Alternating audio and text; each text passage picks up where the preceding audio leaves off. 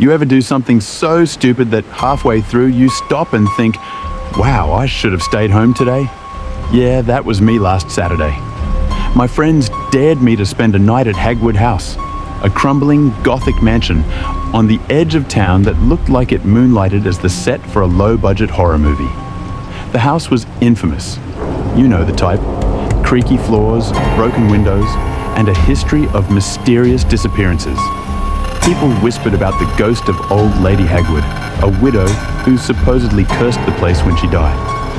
Of course, my friends, being the supportive individuals they are, said, it's probably just rats. Spoiler alert, it was not rats. Armed with a flashlight, a bag of snacks, priorities, and a naive sense of invincibility, I stepped inside the house at dusk. The air inside was heavy, like someone had bottled up bad vibes and shaken them for a century. The first thing I noticed? The smell. Imagine old socks, wet wood, and regret, like the house was actively trying to evict me. But I was determined to win this dare, partly for my pride and partly because the loser had to post a karaoke video on Instagram.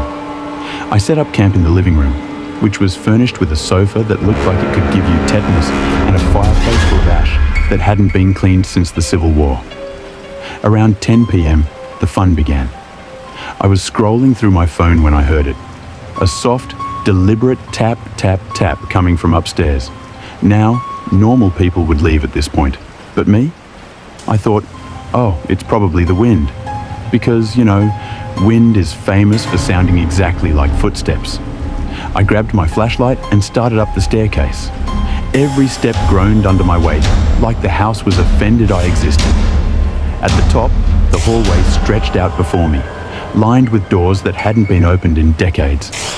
I whispered to myself, this is fine, totally fine. People don't die in places like this, right? Wrong. The tapping grew louder, leading me to the last door on the left. I hesitated. It was one of those classic horror movie moments where you know the character's making a mistake, but they do it anyway. And guess what? I did it anyway. The door creaked open to reveal nothing. Just an empty room with peeling wallpaper and a broken chair in the corner. I sighed in relief, which was premature because the second I turned around, the door slammed shut behind me. Let me tell you, I've never pivoted so fast in my life. My flashlight flickered. Of course it did. And for a split second, I swear I saw a shadow move across the wall. Hello, I croaked, like a ghost was going to reply. Yeah, what's up? The room stayed silent, but the shadow didn't. It darted toward me like it had something to prove. That's when I remembered. Fight or flight? I'm team flight. I bolted out of that room and down the stairs so fast I could have been an Olympic sprinter. But the house wasn't done with me. As I reached the living room, the fireplace roared to life, filling the room with an eerie glow. In the flames, I saw a figure, an old woman with wild hair and eyes that looked straight through me.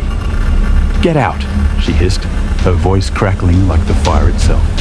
Say less, I shouted, abandoning my flashlight, snacks, and pride. I ran out the front door and didn't stop until I was halfway home. My friends were waiting for me, laughing hysterically. Apparently, my panicked screams could be heard from the driveway. So, moral of the story?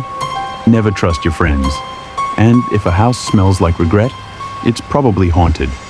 And yes, I posted the karaoke video anyway. Seemed less embarrassing than explaining how I got chased out by a ghost grandma.